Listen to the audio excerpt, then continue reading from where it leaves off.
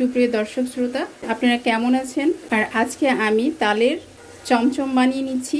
আপনারা কি কখনো খেয়েছেন? আমাকে অবশ্যই কমেন্টস বক্সে জানিয়ে দিবেন।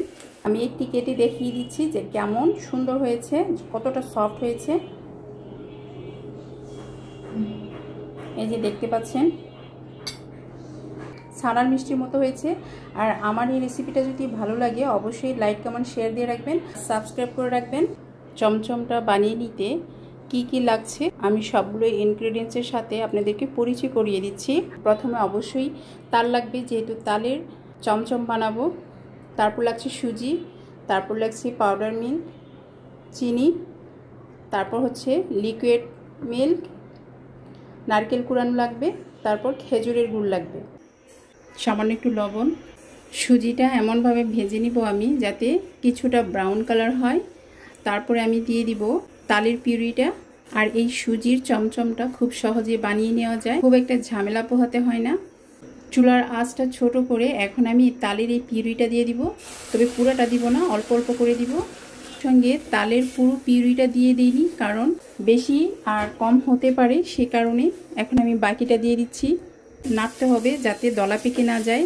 আমি তালের পিউরিটার সাথে সুজিটা ভালো করে মিশিয়ে নিয়েছি। এখন যে চিনিটা রেখেছিলাম এই চিনিগুলো দিয়ে দিব। আর এখানে চিনি কম বেশি লাগতে পারে, আপনারা বুঝে শুনে দিবেন। তারপরে যে লিকুইড মিল্কটা রেখেছিলাম ওটা দিয়ে দিচ্ছি, এটাও আমি পরিমাণ বুঝে দিব। ভালো করে মিশিয়ে নিচ্ছি। অল্প কিছু বাটার দিয়ে দিচ্ছি, করতে ঘি দেওয়া যাবে, ঘিটা দিলেই বেশি ভালো। বাটারটা ভালো করে মিশিয়ে নিতে হবে। এখানে ছোট্ট একটি টিপস, ড্রাই হয়ে গেলে এই তাল সুজির চমচমটা খেতে খুব একটা ভালো লাগে না, শক্ত শক্ত থাকে। তাই এটাকে একটু লিকুইড অবস্থায় নামিয়ে নিতে হবে, তবে খুব বেশি লিকুইড না, যেন ধরা যায়। এখন দিয়ে দিব কিছু পাউডার মিল্ক, তবে পুরোটা দিব না। তবে এদিকে পাউডার মিল্কটা বেশি দিলে চমচমের স্বাদটা দ্বিগুণ বেড়ে যায়। ডোটা নিজে থেকে উঠে আসছে, তার মানে এটা হয়ে গেছে, বুঝতে হবে। এখন আমি ডোটা নামিয়ে নিচ্ছি। যে প্যানে সুজির ডোটা করেছিলাম ওই প্যানের মধ্যে নারকেলটা দিয়ে দিয়েছি। আর আমি এখানে আরেকটু বাটার দিয়ে দিচ্ছি। আপনাদের জন্য একটি প্রশ্ন রয়ে গেল, এখানে আমি কেন বাটার ইউজ করছি। কমেন্ট বক্সে আমাকে প্রশ্ন করবেন কেন আমি বাটার দিয়েছি। খেজুরের গুড়টা রেখেছিলাম সেটা।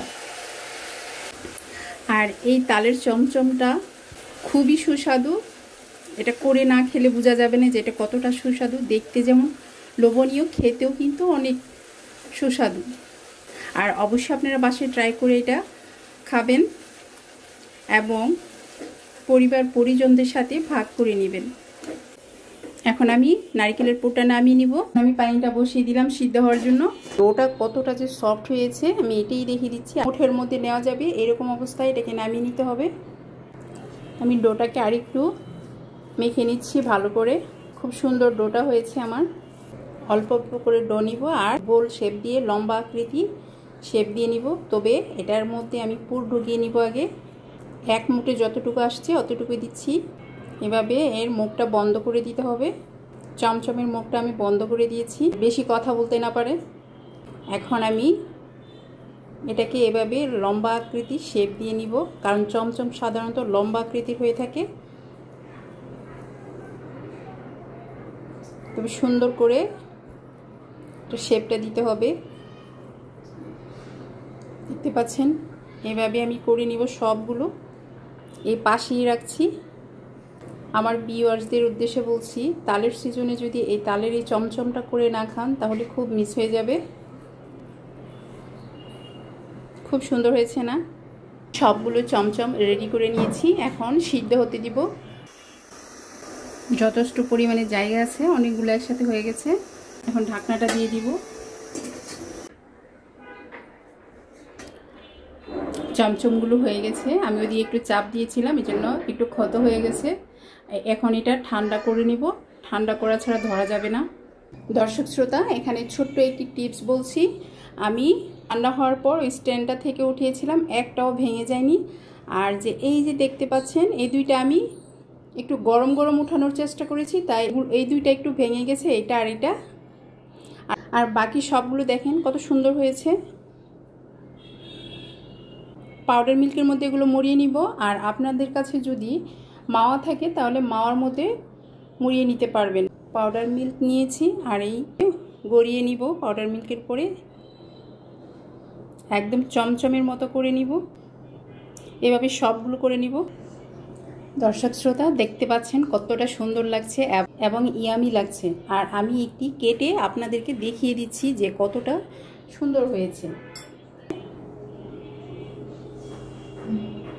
এই যে দেখতে পাচ্ছেন কতটা সফট হয়েছে, দেখতে পাচ্ছেন।